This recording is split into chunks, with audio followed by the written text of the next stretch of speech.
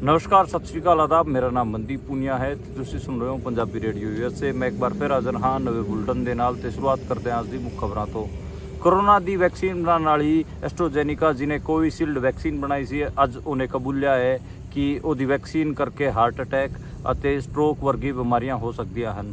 ਦੱਸਦੀ ਹੈ ਕਿ ਕੋਵਿਸ਼ੀਲਡ ਵੈਕਸੀਨ ਦੇ ਖਿਲਾਫ 50 ਬੰਦਿਆਂ ਨੇ ਹਾਈ ਕੋਰਟ ਦੇ ਵਿੱਚ ਕੇਸ ਦਾਇਰ ਕੀਤੇ ਹੋਏ ਸੀ। ਉਹਦੀ ਸੁਣਵਾਈ ਦੇ ਅੰਦਰ ਹੀ ਕਿਤੇ ਨਾ ਕਿਤੇ ਐਸਟ੍ਰਾਜੈਨੇਕਾ ਨੇ ਇਹ ਸਭ ਕੁਝ ਕਬੂਲਿਆ ਹੈ। ਕੋਵਿਸ਼ੀਲਡ ਵੈਕਸੀਨ ਤੇ ਏਡਾ ਵੱਡਾ ਖੁਲਾਸਾ ਹੋਣ ਤੋਂ ਬਾਅਦ ਅੱਜ ਲਗਾਤਾਰ ਟਵਿੱਟਰ ਤੇ ਭਾਰਤ ਦੀ ਰਾਜਨੀਤਿਕ ਹਲਕਿਆਂ 'ਚ ਚਰਚਾ ਚੱਲਦੀ ਰਹੀ। ਅਖਿਲੇਸ਼ ਯਾਦਵ ਦਾ ਇੱਕ ਪੁਰਾਣਾ ਵੀਡੀਓ ਵੀ ਵਾਇਰਲ ਹੁੰਦਾ ਰਿਹਾ ਜਿਹਦੇ 'ਚ ਉਹਨਾਂ ਨੇ ਕੋਵਿਸ਼ੀਲਡ ਵੈਕਸੀਨ ਲਗਾਉਣ ਤੋਂ ਨਾ ਕਰਤੀ ਸੀ। ਉਹਨਾਂ ਨੇ ਕੋਰੋਨਾ ਦੇ ਕਾਲ 'ਚ ਇਹ ਕਿਹਾ ਸੀ, ਅਸੀਂ ਬੀਜੇਪੀ ਦੀ ਵੈਕਸੀਨ ਹੀ ਲਵਾਵਾਂਗੇ।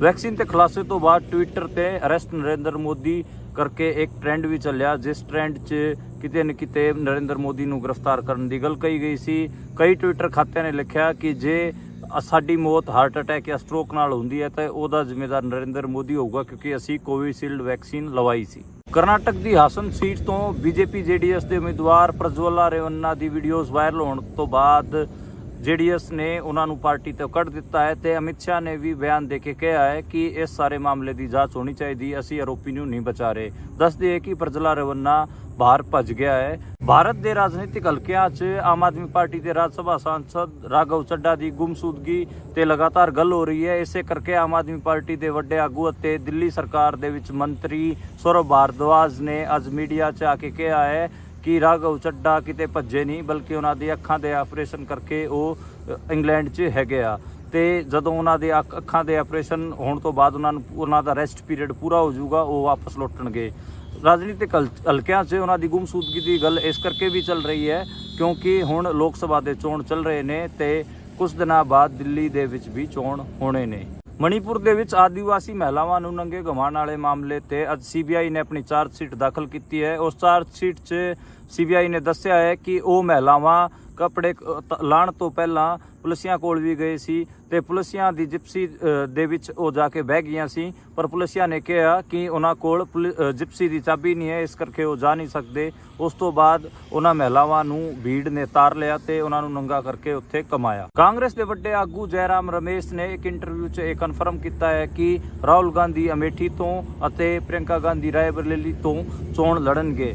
ਅਮਿਤ ਸ਼ਾਹ ਨੇ ਪ੍ਰਿਯੰਕਾ ਗਾਂਧੀ ਅਤੇ ਰਾਹੁਲ ਗਾਂਧੀ ਤੇ ਹਮਲਾ ਬੋਲਦਿਆਂ ਕਿਹਾ ਸੀ ਇਹਨਾਂ ਕੋਲ ਆਤਮ ਵਿਸ਼ਵਾਸ ਨਹੀਂ ਹੈ, ਤਾਂ ਹੀ ਇਹਨਾਂ ਨੇ ਆਪਣੀ ਟ੍ਰੈਡੀਸ਼ਨਲ ਸੀਟ ਛੱਡ ਦਿੱਤੀ ਹੈ ਤੇ ਇਹਨਾਂ ਨੂੰ ਆਤਮ ਵਿਸ਼ਵਾਸ ਦੀ ਕਮੀ ਕਰਕੇ ਹੀ ਇਹ ਕਿਤੇ ਨਾ ਕਿਤੇ ਮੈਦਾਨ ਨੂੰ ਛੱਡ ਕੇ ਭੱਜ ਰਹੇ ਨੇ। ਹਾਲਾਂਕਿ ਜੈਰਾਮ ਰਮੇਸ਼ ਨੇ ਕਿਹਾ ਹੈ ਕਿ 1-2 ਦਿਨਾਂ 'ਚ ਔਪਚਾਰਿਕ ਘੋਸ਼ਣਾ ਹੋ ਜੂਗੀ ਤੇ ਰਾਹੁਲ ਗਾਂਧੀ ਅਮੇਠੀ ਅਤੇ ਪ੍ਰਿਯੰਕਾ ਗਾਂਧੀ ਰਾਏਬਰੇਲੀ ਤੋਂ ਹੀ ਚੋਣ ਲੜਨਗੇ। ਇਹ ਸੀਗੀਆਂ ਅਜਿਹੀਆਂ ਮੁੱਖ ਖਬਰਾਂ। ਹੁਣ ਕਰਦੇ ਹਾਂ ਪਹਿਲਾਂ ਖਬਰਾਂ ਦਾ ਵਿਸ਼ਲੇਸ਼ਣ ਤੇ ਸ਼ੁਰੂਆਤ ਕਰਦੇ ਹਾਂ ਪਹਿਲੀ ਖਬਰ ਤੋਂ। ਉਹ ਹੈਗੀ ਆ ਕੋਵਿਸ਼ੀਲਡ ਵੈਕਸੀਨ ਵਾਲੀ। ਆਪਾਂ ਨੂੰ ਪਤਾ ਹੈ ਕਿ ਇੰਡੀਆ ਦੇ ਵਿੱਚ ਕੋਵਿਸ਼ੀਲਡ ਵੈਕਸੀਨ ਲਾਈ ਗਈ ਸੀ ਤੇ ਪ੍ਰਧਾਨ ਮੰਤਰੀ ਨਰਿੰਦਰ ਮੋਦੀ ਨੇ ਕੋਵਿਸ਼ੀਲਡ ਵੈਕਸੀਨ ਇੱਥੇ ਫ੍ਰੀ ਵੀ ਵੰਡੀ ਸੀ ਤੇ ਪੈਸੇ ਵੀ ਲੈ ਕੇ ਲਵਾਈ ਸੀਗੀ ਤੇ ਫ੍ਰੀ ਜ਼ਿਆਦਾਤਰ ਲੋਕਾਂ ਨੂੰ ਫ੍ਰੀ ਕੋਵਿਸ਼ੀਲਡ ਵੈਕਸੀਨ ਲਾਈ ਗਈ ਸੀ। ਕੋਵਿਸ਼ੀਲਡ ਵੈਕਸੀਨ ਆਪਾਂ ਨੂੰ ਪਤਾ ਕਿ ਐਸਟ੍ਰਾਜੈਨੇਕਾ ਕੰਪਨੀ ਨੇ ਆਕਸਫੋਰਡ ਯੂਨੀਵਰਸਿਟੀ ਨਾਲ ਮਿਲ ਕੇ ਬਣਾਈ ਸੀ ਤੇ ਉਹਦੇ ਖਿਲਾਫ ਯੂਕੇ ਦੇ ਹਾਈ ਕੋਰਟ ਦੇ ਵਿੱਚ 50 ਬੰਦਿਆਂ ਨੇ ਕੇਸ ਕੀਤੇ ਹੋਏ ਨੇ। ਉਹਨਾਂ ਦੇ ਪਰਿਜਨ ਜਾਂ ਉਹਨਾਂ ਦੇ ਘਰ ਵਾਲੇ ਬੰਦੇ ਇਸ ਕੋਵਿਸ਼ੀਲਡ ਵੈਕਸੀਨ ਕਰਕੇ ਮਰ ਗਏ ਨੇ ਤੇ ਹੁਣ ਐਸਟ੍ਰਾਜੈਨੇਕਾ ਨੇ ਅੱਜ ਇਹ ਕੋਰਟ ਅੱਗੇ ਇਹ ਦੱਸਿਆ ਹੈ ਕਿ ਉਹਨਾਂ ਦੀ ਵੈਕਸੀਨ ਕਰਕੇ ਕੁਝ ਕੇਸਾਂ 'ਚ ਲੋਕਾਂ ਨੂੰ ਹਾਰਟ ਅਟੈਕ ਵੀ ਆਏ ਨੇ, ਕਈਆਂ ਦੇ ਬਲੱਡ ਕਲੋਟਿੰਗ ਹੋਈ ਹੈ, ਕਈਆਂ ਨੂੰ ਸਟ੍ਰੋਕ ਦੀ ਦਿੱਕਤ ਆਈ ਹੈ ਤੇ ਇਹ ਜਿਹੜਾ ਸਬਮਿਸ਼ਨ ਹੈਗਾ ਇਹ ਯੂਕੇ ਹਾਈ ਕੋਰਟ ਦੇ ਵਿੱਚ ਹੋਇਆ ਪਰ ਅੱਜ ਇਹਦਾ ਅਸਰ ਇੰਡੀਆ ਦੇ ਵਿੱਚ ਦੇਖਣ ਨੂੰ ਮਿਲਿਆ। ਅੱਜ ਇੰਡੀਆ ਦੇ ਟਵਿੱਟਰ ਤੇ ਲਗਾਤਾਰ ਇਸ ਬਾਰੇ ਗੱਲ ਹੁੰਦੀ ਰਹੀ ਤੇ ਆਪੋਜੀਸ਼ਨ ਲੀਡਰਾਂ ਨੇ ਲਗਾਤਾਰ ਅੱਜ ਦਿਨ ਭਰ ਬੀਜੇਪੀ ਤੇ ਅਤੇ ਨਰਿੰਦਰ ਮੋਦੀ ਤੇ ਹਮਲਾ ਬੋਲਿਆ। ਆਪੋਜੀਸ਼ਨ ਲੀਡਰਾਂ ਨੇ ਇਹ ਕਿਹਾ ਕਿ ਕਿਵੇਂ ਫ੍ਰੀ ਵੈਕਸੀਨ ਦੇ ਨਾਂ ਤੇ ਮੁਲਕ ਭਰ ਦੇ ਲੋਕਾਂ ਦੀ ਜਾਨ ਤੇ ਖਤਰਾ ਨਰਿੰਦਰ ਮੋਦੀ ਨੇ ਪਾਤਾ ਹੈਗਾ ਤੇ ਲਗਾਤਾਰ ਬਹੁਤ ਸਾਰੇ ਟਵਿੱਟਰ ਅਕਾਊਂਟਾਂ ਨੇ ਇਹ ਵੀ ਲਿਖਿਆ ਕਿ ਜੇ ਸਾਡੀ ਮੌਤ ਹੋ ਜਾਂਦੀ ਹੈ ਤੇ ਉਹਦੇ ਜ਼ਿੰਮੇਦਾਰ ਨਰਿੰਦਰ ਮੋਦੀ ਹੋਣਗੇ ਕਿਉਂਕਿ ਉਹਨਾਂ ਦੇ ਕਹਿਣ ਤੇ ਹੀ ਅਸੀਂ ਕੋਵਿਸ਼ੀਲਡ ਵੈਕਸੀਨਾਂ ਲਵਾਈਆਂ ਸੀ। ਬਹੁਤ ਸਾਰੇ ਇੰਡੀਆ ਦੇ ਵਿੱਚ ਕੇਸ ਵੀ ਇੱਦਾਂ ਦੇ ਆਏ ਸੀਗੇ ਜਿਹਦੇ 'ਚ ਲੋਕਾਂ ਨੇ ਦੱਸਿਆ ਸੀਗਾ ਕਿ ਉਹਨਾਂ ਦੇ ਘਰਦਿਆਂ ਦੀ ਵੈਕਸੀਨ ਲਵਾਉਣ ਤੋਂ ਮੌਤ ਹੋ ਗਈ ਸੀ। ਬਹੁਤ ਸਾਰੇ ਪੱਤਰਕਾਰਾਂ ਨੇ ਅੱਜ ਦਿਨ ਭਰ ਇਹਦੇ 'ਤੇ ਸਟੋਰੀਆਂ ਵੀ ਕੀਤੀਆਂ। ਇਸੇ ਦਰਮਿਆਨ ਇੱਕ ਅਖਿਲੇਸ਼ ਯਾਦਵ ਦਾ ਪੁਰਾਣਾ ਬਿਆਨ ਵੀ ਵਾਇਰਲ ਹੋ ਰਿਹਾ ਹੈਗਾ। ਜਦੋਂ ਕਰੋਨਾ ਕਾਲ ਚੱਲ ਰਿਹਾ ਸੀ, ਕਰੋਨਾ ਪੀਰੀਅਡ ਚੱਲ ਰਿਹਾ ਸੀ, ਉਦੋਂ ਕੋਵਿਸ਼ੀਲਡ ਵੈਕਸੀਨ ਤੇ ਗੱਲ ਹੋ ਰਹੀ ਸੀ ਤੇ ਅਖਿਲੇਸ਼ ਯਾਦਵ ਨੇ ਬਿਆਨ ਦੇ ਕੇ ਕਿਹਾ ਸੀਗਾ ਕਿ ਉਹ ਪਾਗਲ ਨਹੀਂ ਹਨ ਜਿਹੜਾ ਜੋ ਬੀਜੇਪੀ ਵਾਲਿਆਂ ਦੀ ਵੈਕਸੀਨ ਲਵਾਉਣਗੇ, ਉਹ ਉਹਨਾਂ ਨੇ ਉਸ ਟਾਈਮ ਕਰੋਨਾ ਕਾਲ 'ਚ ਵੈਕਸੀਨ ਲਵਾਉਣ ਤੋਂ ਨਾ ਕਰ ਦਿੱਤੀ ਸੀ ਤੇ ਉਹਨਾਂ ਨੇ ਕੋਵਿਸ਼ੀਲਡ ਵੈਕਸੀਨ ਨਹੀਂ ਲਵਾਈ ਸੀ। ਤੇ ਅੱਜ ਉਹਨਾਂ ਦੇ ਬਿਆਨ ਨੂੰ ਲਗਾਤਾਰ ਲੋਕ ਚਲਾ ਰਹੇ ਨੇ ਕਿ ਦੇਖੋ ਅਖਿਲੇਸ਼ ਯਾਦਵ ਕਿੰਨੇ ਜ਼ਿਆਦਾ ਸਿਆਣੇ ਸੀਗੇ ਕਿ ਉਹਨਾਂ ਨੇ ਪਹਿਲਾਂ ਹੀ ਇਹ ਦੱਸਤਾ ਸੀਗਾ। ਮੈਨੂੰ ਲੱਗਦਾ ਕਿ ਜਿਹੜਾ ਅਖਿਲੇਸ਼ ਯਾਦਵ ਹੋਰੀ ਉਸ ਟਾਈਮ ਸਵਾਲ ਉਠਾ ਰਹੇ ਸੀ ਉਹ ਜੈਨੂਅਨ ਸੀਗੇ।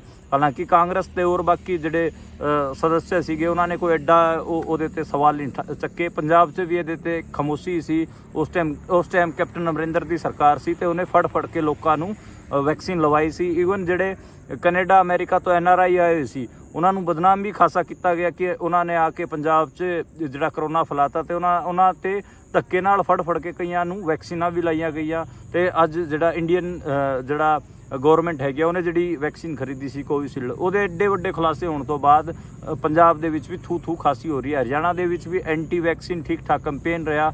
ਬਹੁਤ ਸਾਰੇ ਲੋਕਾਂ ਨੇ ਵੈਕਸੀਨਾਂ ਨਹੀਂ ਲਵਾਈਆਂ ਸੀਗੀਆਂ ਤੇ ਜਿਨ੍ਹਾਂ ਨੇ ਵੈਕਸੀਨਾਂ ਲਵਾਈਆਂ ਸੀ ਅੱਜ ਉਹ ਟਵਿੱਟਰ ਤੇ ਲਗਾਤਾਰ ਇਹ ਗੱਲ ਲਿਖ ਰਹੇ ਨੇ ਕਿ ਨਰਿੰਦਰ ਮੋਦੀ ਨੂੰ ਅਰੈਸਟ ਕੀਤਾ ਜਾਣਾ ਚਾਹੀਦਾ। ਅਰੈਸਟ ਨਰਿੰਦਰ ਮੋਦੀ ਨਾਂ ਦਾ ਇੱਕ ਟ੍ਰੈਂਡ ਵੀ ਚੱਲਿਆ ਤੇ ਇੱਕ ਟਵਿੱਟਰ ਖਾਤੇ ਹੰਸਰਾਜ ਮੀਨਾ ਨੇ ਇਹ ਲਿਖਿਆ ਕਿ ਜੇ ਉਹਨਾਂ ਦੀ ਡੈਥ ਹੁੰਦੀ ਹੈ ਤਾਂ ਉਹਦੇ ਜ਼ਿੰਮੇਦਾਰ ਨਰਿੰਦਰ ਮੋਦੀ ਹੋਣਗੇ। ਜੇ ਉਹਨਾਂ ਦੀ ਡੈਥ ਹਾਰਟ ਅਟੈਕ ਜਾਂ ਸਟ੍ਰੋਕ ਕਰਕੇ ਹੁੰਦੀ ਹੈ ਤੇ ਖਾਸ ਕਰ ਉਹਦੇ ਜ਼ਿੰਮੇਦਾਰ ਨਰਿੰਦਰ ਮੋਦੀ ਹੋਣਗੇ ਕਿਉਂਕਿ ਉਹਨਾਂ ਨੇ ਉਹਨਾਂ ਦੇ ਕਹਿਣ ਤੇ ਹੀ ਕੋਵਿਸ਼ੀਲਡ ਵੈਕਸੀਨ ਲਵਾਈ ਸੀ।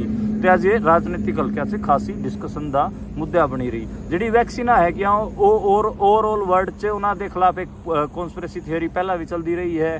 ਜਿਵੇਂ ਪੰਜਾਬ ਹਰਿਆਣੇ ਦੇ ਵਿੱਚ ਜਿਹੜੇ ਡਾਕਟਰ ਜਗਦੀਸ਼ ਹੋਰੀ ਹੈਗਾ ਉਹਨਾਂ ਨੇ ਪਹਿਲਾਂ ਹੀ ਇਸ ਤੇ ਸਵਾਲ ਉਠਾਏ ਸੀਗੇ, ਸਵਾਲ ਚੱਕੇ ਸੀਗੇ ਕਿ ਇਹਦੀ ਕ੍ਰੈਡੀਬਿਲਿਟੀ ਤੇ ਸ਼ੱਕ ਹੈ, ਪ੍ਰੋਪਰ ਜਾਂਚ ਨਹੀਂ ਹੋਈ ਇਹਦੇ ਤੇ, ਫਿਰ ਇਹਨੂੰ ਕਿਉਂ ਇੰਨੇ ਵੱਡੇ ਲੈਵਲ ਤੇ ਪ੍ਰਸਾਰਿਆ ਜਾ ਰਿਹਾ, ਲੋਕਾਂ ਨੂੰ ਇਹਨੂੰ ਵੈਕਸੀਨ ਲਵਾਈ ਜਾ ਰਹੀ ਹੈ। ਤੇ ਨਰਿੰਦਰ ਮੋਦੀ ਹੋਰਾਂ ਨੇ ਵੀ ਪੋਲੀਟੀਕਲ ਫਾਇਦਾ ਲਿਆ। ਅਸੀਂ ਹੁਣ ਇਲੈਕਸ਼ਨ ਕੈਂਪੇਨ ਤੇ ਇਲੈਕਸ਼ਨ ਕਵਰ ਕਰਨ ਨਿਕਲੇ ਹੋਏ ਹਾਂ। ਹੁਣ ਮੈਂ ਅੱਜ ਬੁੰਦੇਲਖੰਡ ਹੈਗਾ ਜਿਹੜਾ ਕਿ ਮੱਧ ਪ੍ਰਦੇਸ਼ ਅਤੇ ਉੱਤਰ ਪ੍ਰਦੇਸ਼ ਦਾ ਬਾਰਡਰ ਹੈਗਾ, ਲਲਿਤਪੁਰ ਡਿਸਟ੍ਰਿਕਟ ਹੈ ਤੇ ਅੱਜ ਮੈਂ ਲਲਿਤਪੁਰ ਦੇ ਖੇਤਾਂ ਦੇ ਵਿੱਚ ਬੈਠਾ।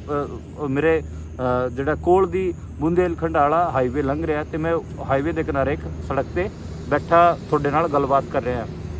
ਅਤੇ ਅੱਜ ਮੈਂ ਇੱਥੇ ਵੀ ਦੇਖ ਰਿਹਾ ਸੀਗਾ ਕਿ ਥਾਂ ਤੇ ਨਰਿੰਦਰ ਮੋਦੀ ਦੇ ਇਸ ਕਿਸਮ ਦੇ ਬੈਨਰ ਲੱਗੇ ਹੋਏ ਸੀ ਕਿ ਉਹਨਾਂ ਨੇ ਮਿੰਟਾਂ 'ਚ ਕੋਵਿਸ਼ੀਲਡ ਵੈਕਸੀਨ ਲਵਾ ਦੀ, ਕਰੋਨਾ ਦੀ ਵੈਕਸੀਨ ਲਵਾਈ, ਫ੍ਰੀ ਵੰਡੀ। ਤੇ ਜਦੋਂ ਇਲੈਕਸ਼ਨ ਸ਼ੁਰੂ ਹੋਇਆ ਉਸ ਤੋਂ ਬਾਅਦ ਨਰਿੰਦਰ ਮੋਦੀ ਬਹੁਤ ਸਾਰੀ ਸਪੀਚਾਂ ਵੀ ਆਈਆਂ, ਇਲੈਕਸ਼ਨ ਸਪੀਚਾਂ ਵੀ ਆਈਆਂ ਜਿਹਦੇ 'ਚ ਉਹਨਾਂ ਨੇ ਇਹ ਦਾਅਵੇ ਕੀਤੇ ਸੀ ਕਿ ਜਿਹੜੀ ਕੋਵਿਸ਼ੀਲਡ ਵੈਕਸੀਨ ਹੈਗੀ ਆ ਤੇ ਜਿਹੜੀ ਕਰੋਨਾ ਦੀ ਵੈਕਸੀਨ ਹੈਗੀ ਆ ਉਹਨਾਂ ਨੇ ਮਿੰਟਾਂ 'ਚ ਲਵਾਤੀ ਸੀਗੀ ਤੇ ਜੇ ਕਾਂਗਰਸ ਹੁੰਦੀ ਤਾਂ ਇਹ ਵੈਕਸੀਨੇਸ਼ਨ ਨਹੀਂ ਹੋਣੀ ਸੀ। ਤੇ ਉਹਨਾਂ ਨੇ ਝਟਪਟ ਪੂਰਾ ਇੰਤਜ਼ਾਮ ਕਰਕੇ ਵੈਕਸੀਨਾਂ ਲਵਾਤੀਆਂ ਸੀਗੀਆਂ ਤੇ ਅੱਜ ਵੈਕਸੀਨ ਤੇ ਹੀ ਦੇ ਸਵਾਲ ਖੜੇ ਹੋ ਰਹੇ ਨੇ। ਤੇ ਉਹਨਾਂ ਦਾ ਜਿਹੜਾ ਇੱਕ ਇਲੈਕਸ਼ਨ ਕੈਂਪੇਨ ਦਾ ਹਿੱਸਾ ਹੈ ਇਹ ਦੱਸਣਾ ਲੋਕਾਂ ਨੂੰ ਕਿ ਉਹਨਾਂ ਨੇ ਫ੍ਰੀ 'ਚ ਇਹ ਸਭ ਕੁਝ ਕੀਤਾ ਹੈ ਤੇ ਉਹਦੇ ਤੇ ਸੀਰੀਅਸ ਸਵਾਲ ਖੜੇ ਹੋ ਰਹੇ ਹਨ। ਤੇ ਉਸ ਤੋਂ ਜੇ ਅਗਲੀ ਖਬਰ ਦੀ ਆਪਾਂ ਗੱਲ ਕਰੀਏ ਉਹ ਹੈਗੀ ਆ ਅਮਿਤ ਸ਼ਾਹ ਵਾਲੀ। ਅਮਿਤ ਸ਼ਾਹ ਕਿਤੇ ਨਾ ਕਿਤੇ ਜਿਹੜਾ ਪ੍ਰਜੋਲਾ ਰਵੰਨਾ ਵਾਲਾ ਮਾਮਲਾ ਹੈ ਉਹਦੇ ਤੇ ਘਿਰਦੇ ਨਜ਼ਰ ਆ ਰਹੇ ਨੇ ਤੇ ਕਿਉਂਕਿ ਤੇ ਨਰਿੰਦਰ ਮੋਦੀ ਵੀ ਘਿਰਦੇ ਨਜ਼ਰ ਆ ਰਹੇ ਨੇ ਕਿਉਂਕਿ ਜਿਹੜੇ ਪ੍ਰਜੋਲਾ ਰਵੰਨਾ ਸੀਗੇ ਕਰਨਾਟਕਾ ਦੇ ਵੱਡੇ ਆਗੂ ਅਤੇ ਹਾਸਨ ਸੀਟ ਤੋਂ ਉਹ JDS ਅਤੇ BJP ਦੇ ਯੂਨਾਈਟਿਡ ਕੈਂਡੀਡੇਟ ਸੀਗੇ ਤੇ ਉਹਨਾਂ ਦੀ 3000 ਤੋਂ ਜ਼ਿਆਦਾ ਜਿਹੜੇ ਸੈਕਸ ਵੀਡੀਓਜ਼ ਹੈਗੇ ਆ ਉਹ ਵਾਇਰਲ ਹੋ ਰਹੇ ਨੇ। ਉਸ ਤੋਂ ਬਾਅਦ ਕਿਤੇ ਨਾ ਕਿਤੇ ਜਿਹੜਾ ਅਮਿਤ ਸ਼ਾਹ ਉਹਨਾਂ ਤੋਂ ਵੀ ਸਵਾਲ ਪੁੱਛਿਆ ਗਿਆ ਤੇ ਉਹਨਾਂ ਨੇ ਕਿਹਾ ਕਿ ਅਸੀਂ ਕਾਰਵਾਈ ਦੇ ਹੱਕ 'ਚ ਹੈਗੇ ਆ, ਅਸੀਂ ਇਨਕੁਆਇਰੀ ਕਰਵਾਉਣ ਦੇ ਹੱਕ 'ਚ ਹੈਗੇ ਆ। ਕਰਨਾਟਕਾ 'ਚ ਤਾਂ ਕਾਂਗਰਸ ਦੀ ਸਰਕਾਰ ਹੈ ਤੇ ਪ੍ਰਿਯੰਕਾ ਗਾਂਧੀ ਮੇਰੇ ਤੇ ਹਮਲਾ ਬੋਲ ਰਹੀ ਹੈ, ਪਰ ਪ੍ਰਿਯੰਕਾ ਗਾਂਧੀ ਨੂੰ ਆਪਣੀ ਸਰਕਾਰ ਨੂੰ ਕਹਿਣਾ ਚਾਹੀਦਾ, ਉਹਨਾਂ ਦੇ ਮੁੱਖ ਮੰਤਰੀ ਅਤੇ ਡਿਪਟੀ ਮਿਨਿਸਟਰ ਨੂੰ ਕਹਿਣਾ ਚਾਹੀਦਾ ਕਿ ਉਹ ਉੱਥੇ ਜਾਂਚ ਕਰਾਉਣ ਤੇ ਕਾਰਵਾਈ ਕਰਨ। ਲੇਕਿਨ ਜਿਹੜਾ ਪ੍ਰਜਲਾ ਰਵੰਨਾ ਆਪਾਂ ਨੂੰ ਪਤਾ ਵਿਦੇਸ਼ ਭੱਜ ਚੁੱਕਿਆ ਹੈ ਤੇ ਉਹ ਹੁਣ ਕਰਨਾਟਕਾ 'ਚ ਹੈ ਹੀ ਨਹੀਂ ਤੇ ਅਮਿਤ ਸ਼ਾਹ ਨੂੰ ਲਗਾਤਾਰ ਇਸ ਤੇ ਸਵਾਲ ਬੁੱਝੇ ਜਾ ਰਹੇ ਨੇ। ਜੇ ਉਸ ਤੋਂ ਅਗਲੀ ਖਬਰ ਦੀ ਗੱਲ ਕਰੀਏ ਉਹ ਰਾਹੁਲ ਗਾਂਧੀ ਅਤੇ ਪ੍ਰਿਯੰਕਾ ਗਾਂਧੀ ਬਾਰੇ ਹੈਗੀ ਆ।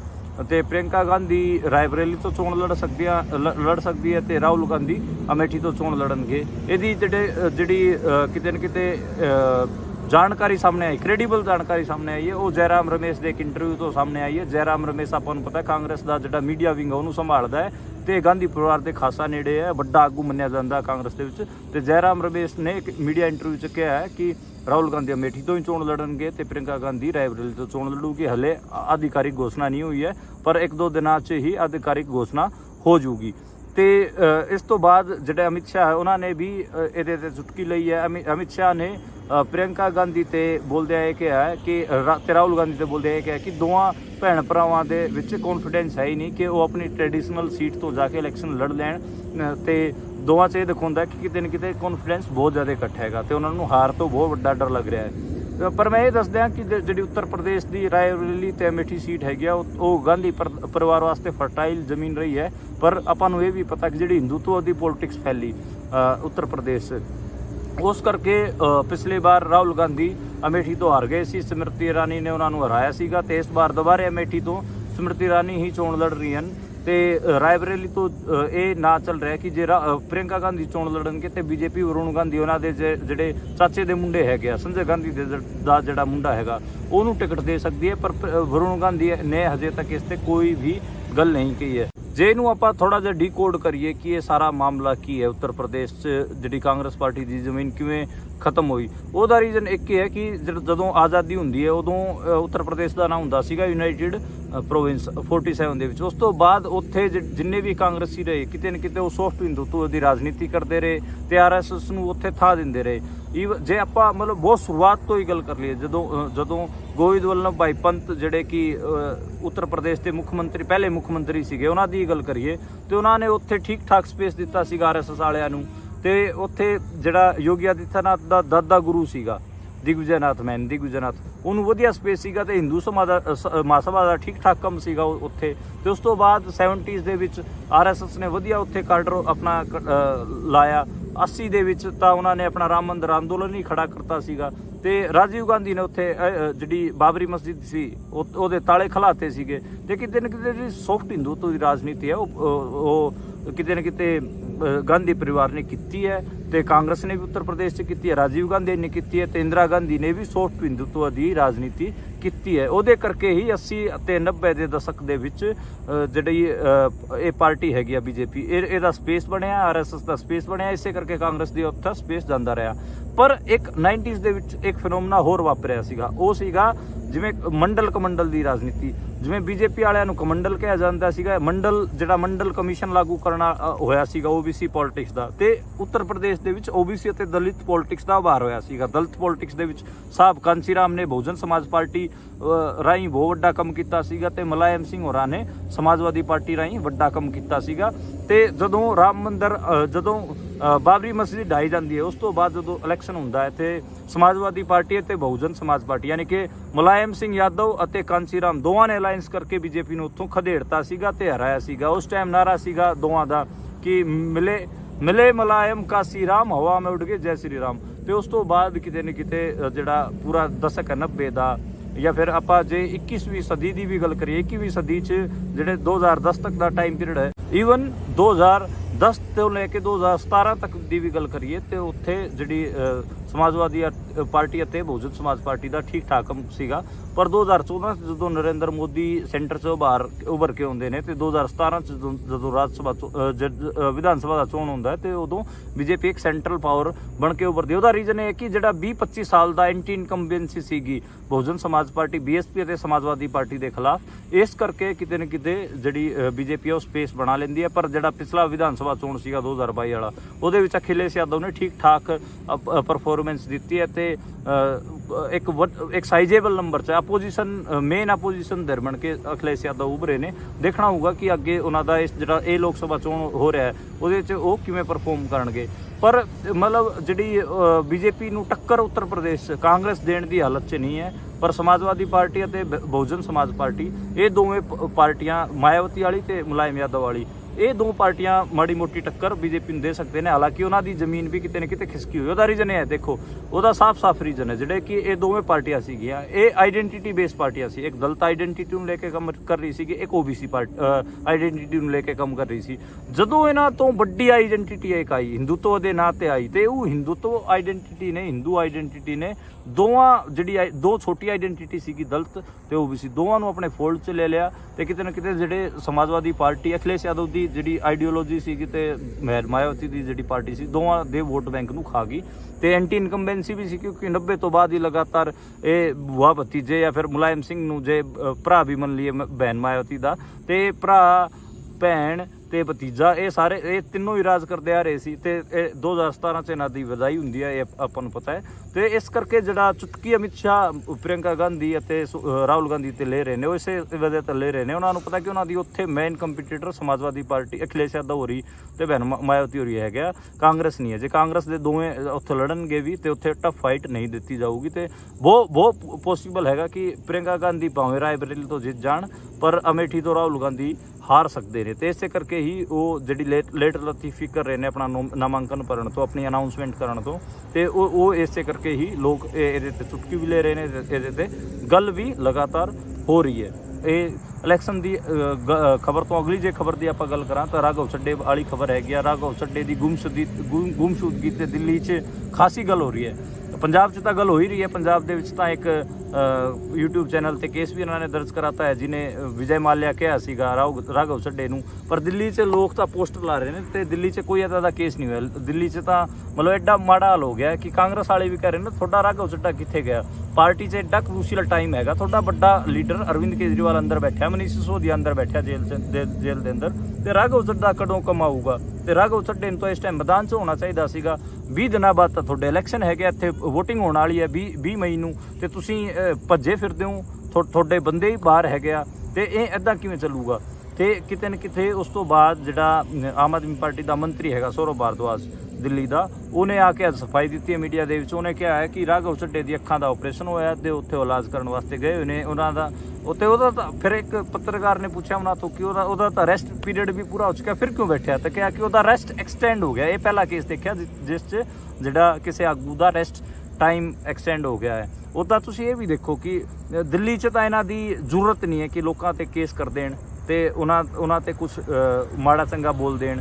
ਤੇ ਪੰਜਾਬ 'ਚ ਇਹ ਪੱਤਰਕਾਰਾਂ ਤੇ ਕੇਸ ਕਰੀ ਜਾਂਦੇ ਨੇ। ਜੇ ਰਾਘਵ ਚੱਡੇ ਨੂੰ ਵਿਜੇ ਮਾਲਿਆ ਕਹਿਤਾ ਤੇ ਤੁਸੀਂ ਇਹਨਾਂ ਦਾ ਦੋਗਲਾਪਨ ਦੇਖੋ ਕਿ ਦਿੱਲੀ 'ਚ ਕਿਵੇਂ ਸਰਕਾਰ ਚਲਾ ਰਹੇ ਨੇ, ਪੰਜਾਬ 'ਚ ਕਿਵੇਂ ਸਰਕਾਰ ਚਲਾ ਰਹੇ ਨੇ। ਪੰਜਾਬ 'ਚ ਜਿਹੜੀ ਆਮ ਆਦਮੀ ਪਾਰਟੀ ਹੈਗੀ ਆ ਉਹ ਉੱਦਾਂ ਹੀ ਸਰਕਾਰ ਚਲਾ ਰਹੀ ਹੈ ਜਿਵੇਂ ਪੂਰੇ ਮੁਲਕ ਭਰ 'ਚ ਬੀਜੇਪੀ ਚਲਾ ਰਹੀ ਹੈ। ਦਿੱਲੀ 'ਚ ਤਾਂ ਇਹ ਲਿਬਰਲ ਬਣ ਜਾਂਦੇ ਨੇ, ਪੰਜਾਬ 'ਚ ਇਹ ਬੀਜੇਪੀ ਬਣ ਜਾਂਦੇ ਨੇ। ਇਹ ਜਿਹੜਾ ਦੋਗਲਾਪਨ ਹੈਗਾ ਆਮ ਆਦਮੀ ਪਾਰਟੀ ਦਾ, ਉਹ ਵੀ ਐਕਸਪੋਜ਼ ਕਿਤੇ ਨਾ ਕਿਤੇ ਇਸ ਘਟਨਾ ਰਾਘਵ ਚੱਡੇ ਦੀ ਘਟਨਾ ਤੋਂ ਹੁੰਦਾ ਹੈਗਾ। ਤੇ ਲੋਕਾਂ ਨੂੰ ਵੀ ਇਹਦੇ ਤੇ ਅਵੇਅਰ ਰਹਿਣ ਦੀ ਜ਼ਰੂਰਤ ਹੈ ਤੇ ਆਮ ਆਦਮੀ ਪਾਰਟੀ ਦੇ ਇਸ ਦੋਗਲੇਪਨ ਤੇ ਗੱਲ ਕਰਨ ਦੀ ਲੋੜ ਹੈਗੀ ਆ। ਤੇ ਇਹ ਮੋਟੀਆਂ ਅੱਜ ਦੀਆਂ ਖਬਰਾਂ ਸੀਗੀਆਂ ਪੋਲੀਟੀਕਲ ਹਲਕਿਆਂ 'ਚ। ਇਹਨਾਂ ਖਬਰਾਂ ਦੇ ਆਲੇ ਦੁਆਲੇ ਅੱਜ ਗੱਲ ਹੁੰਦੀ ਰਹੀ ਤੇ ਇਹਨਾਂ ਦਾ ਅੱਜ ਵਿਸ਼ਲੇਸ਼ਣ ਮੈਂ ਤੁਹਾਡੇ ਅੱਗੇ ਪੇਸ਼ ਕੀਤਾ। ਤੇ ਕੱਲ ਦੁਬਾਰੇ ਮਿਲਾਂਗੇ ਇਸੇ ਕਿਸਮ ਦੀਆਂ ਖਬਰਾਂ ਨਾਲ ਤੇ ਨਵੇਂ ਵਿਸ਼ਲੇਸ਼ਣ ਨਾਲ। ਤੁਸੀਂ ਸੁਣਦੇ ਅਤੇ ਦੇਖਦੇ ਰਹੋ ਪੰਜਾਬੀ।